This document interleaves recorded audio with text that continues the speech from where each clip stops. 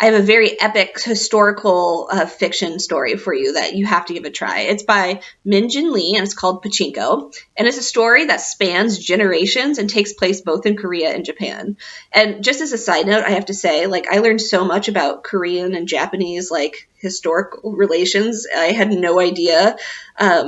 And obviously that's my own ignorance, but it was just really interesting to kind of get this glimpse of the world that I was not really familiar with. So in this book, we have one of our main characters is Sunja, and she ends up getting pregnant out of marriage at a time when it was very frowned upon.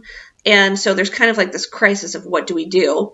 Meanwhile, she's in Korea and her country's under the occupation of Japan, and like times are tight. Like it's really hard to get food. There's a lot of unrest in the country and problems going on.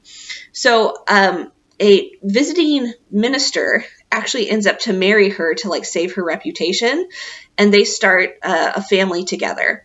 And you get so connected to every character. Like you're reading along and you're like super invested in one generation, and then like they have kids and you start hearing more and more about the kids, and then all of a sudden you're like really invested in those kids. But then every time it goes back to like the older generation, you want to know what's happening with them too.